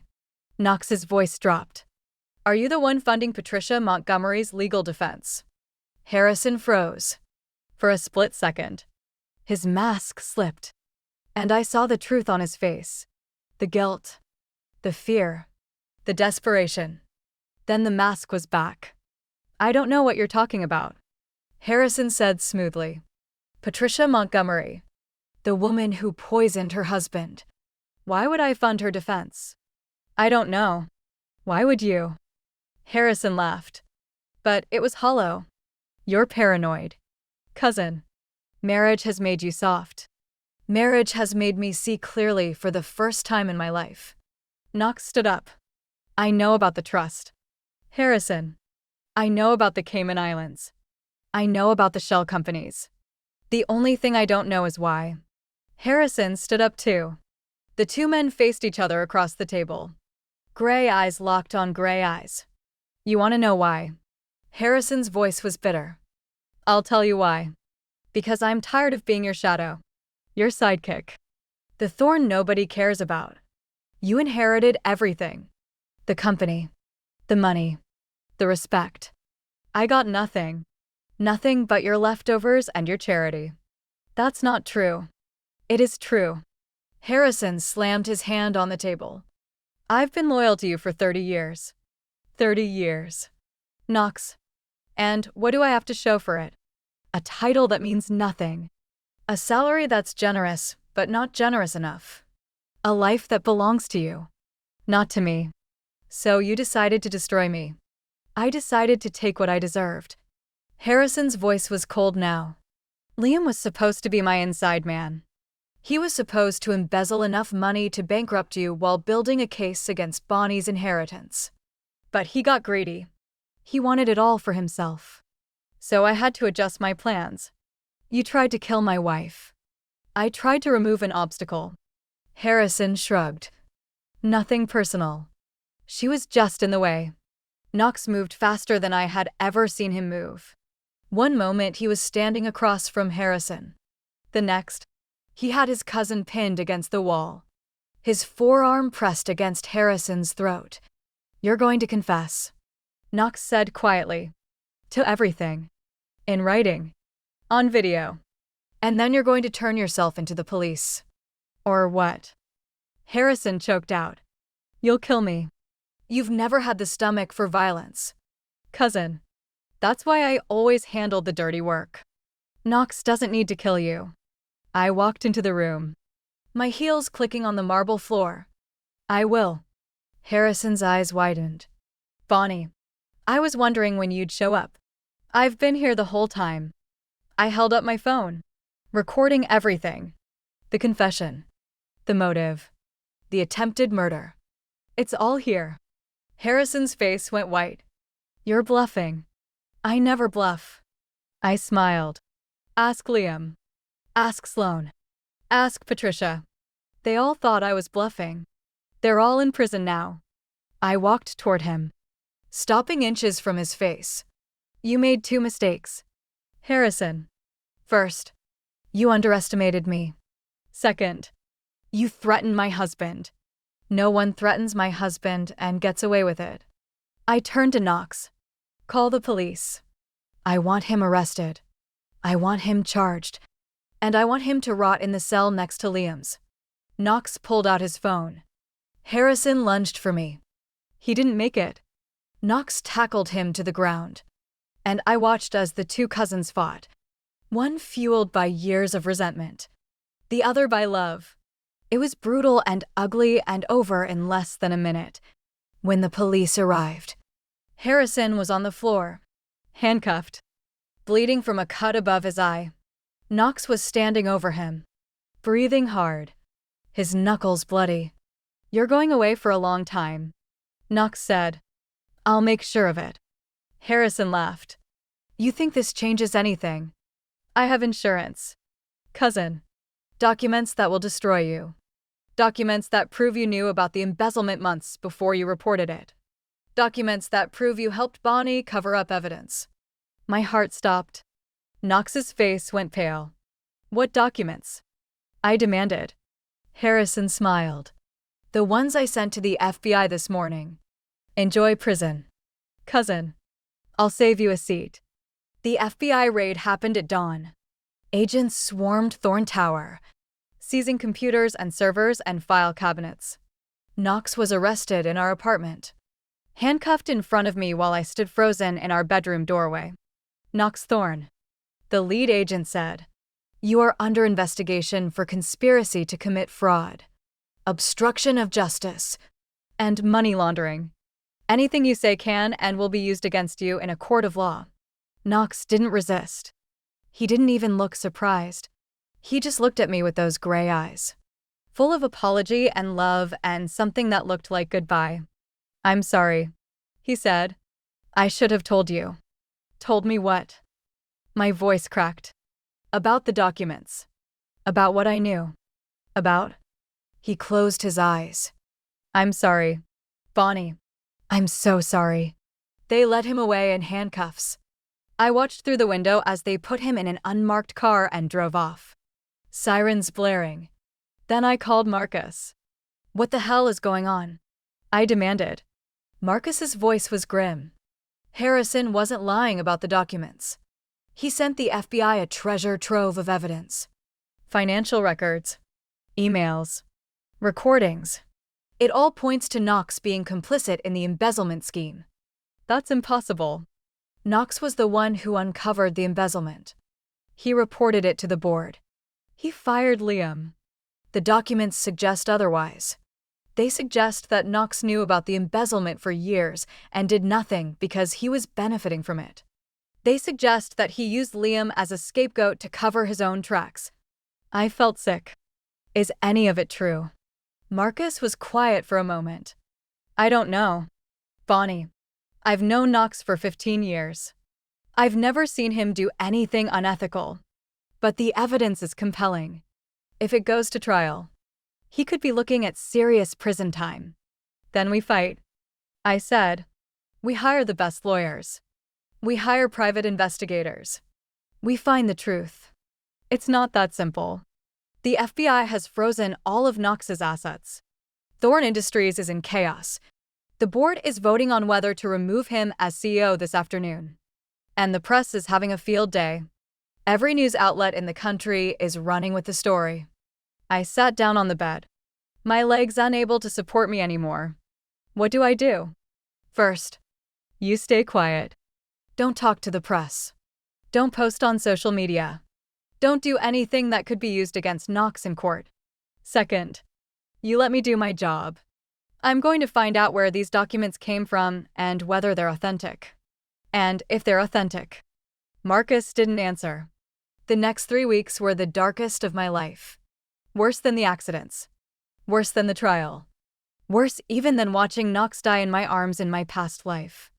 Because this time, I wasn't just watching him die. I was watching him be destroyed. The press called him the billionaire fraud. Late night comedians made jokes about his thorn in the side of justice. Former business partners distanced themselves. Friends stopped returning calls. The life we had built together crumbled to ash in front of my eyes. I visited Knox every day at the Federal Detention Center. He looked thinner, paler, with dark circles under his eyes and a haunted look that broke my heart. "Tell me the truth," I said on the third visit. "Did you know about the embezzlement?" Knox looked at me through the glass partition. His gray eyes were tired. "Liam was embezzling for 18 months before I found out," he said. "When I discovered it, I had a choice. Report it immediately and risk a scandal that would destroy the company, or handle it quietly and protect the thousands of employees who depended on Thorn Industries for their livelihoods. You chose to handle it quietly. I chose to protect my people." His voice cracked. "I made a mistake, Bonnie. I thought I could control the situation. I thought I could fire Liam, recover the money, and no one would ever know. I was wrong. So the documents are true. The documents are real. But they're misleading. They make it look like I was complicit in the embezzlement when I was actually trying to contain the damage." I pressed my hand against the glass. "Why didn't you tell me?" "Because I was ashamed. Because I didn't want you to see me as weak. Because I thought I could fix it before anyone found out." He closed his eyes. "I'm sorry. I'm so sorry. I don't need your apologies. I need you to fight. I need you to tell your story to the world. I need you to prove that you're not the monster they're painting you to be. I can't. My lawyers advised me not to say anything publicly. Anything I say could be used against me in court." I stood up. "Then I'll say it for you. Bonnie. No. I love you. Knox Thorn. I've loved you across lifetimes. I'm not going to let you go to prison without a fight." I walked out of the visitation room before he could respond. The interview was arranged for the following week. 60 minutes. The most watched news program in America. Millions of viewers. Billions of potential impressions. I sat across from the interviewer, a woman with sharp eyes and sharper questions, and told the truth. "Knox Thorn made a mistake," I said. "He tried to protect his company and his employees by handling an embezzlement scandal quietly. That was wrong. He should have reported it immediately. But he did not conspire with Liam Carter to steal money. He did not benefit from the embezzlement. And he is not the villain the press has made him out to be." "Are you saying the documents are fake?" the interviewer asked. "I'm saying the documents are misleading. They were compiled by Harrison Thorn, a man who has confessed to trying to destroy my husband out of jealousy and resentment. Harrison is not a reliable source. He's a convicted felon awaiting trial for attempted murder. But the FBI has verified the documents. They're real. They're real in the sense that they exist. But they're not complete. They don't show the full picture. They don't show Knox's efforts to recover the stolen money. They don't show his cooperation with the board. They don't show his decision to fire Liam as soon as he had enough evidence. So you're standing by your husband. I'm standing by the truth." I looked directly into the camera. Knox Thorn is not a perfect man. He's made mistakes. But he is not a criminal. And I will spend every dollar I have, every connection I've made, and every breath in my body proving that. The interview aired that Sunday. By Monday morning, public opinion had shifted. Not completely. There were still plenty of people who believed Knox was guilty. But enough people had heard my side of the story that the conversation changed from lock him up to let the trial happen. Marcus called me at 6 a.m. "The FBI found something," he said. "Harrison's computer. Deleted files. Recovered by our forensic team. It proves that Harrison manufactured some of the evidence. He doctored emails, edited recordings, created a paper trail that didn't exist." My heart leaped. Does this mean Knox is free? It means his lawyers have grounds for a motion to dismiss. It means the FBI has to reevaluate their case. It means we might actually win this thing. When? The hearing is tomorrow. Be there. The courtroom was packed. Reporters, cameras, spectators, everyone waiting to see what would happen next. Knox sat at the defense table, dressed in a suit that hung loose on his thinner frame. He looked tired but hopeful. When our eyes met, he smiled. A small, uncertain smile that made my heart ache. The judge entered. Everyone stood. The hearing began. Your Honor, Knox's lawyer said, we have evidence that the government's case is based on fabricated documents. Our forensic team has recovered deleted files from Harrison Thorne's computer that prove he doctored emails, edited recordings, and manufactured a paper trail designed to frame my client. The prosecutor stood up. Your Honor, the government disputes these claims.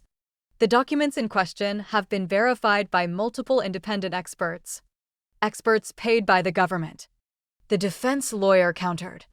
We have our own experts who have reached the opposite conclusion. The judge raised a hand. I've read both sides' submissions. I've reviewed the evidence. And I've come to a decision. The courtroom held its breath. The motion to dismiss is granted. Gasps. Shouts. Cameras flashing. The government's case against Knox Thorne is dismissed with prejudice. He cannot be retried for these charges. The court finds that the evidence presented was insufficient to support the indictment, and that the documents at the heart of this case are unreliable. Knox's lawyer put a hand on his shoulder.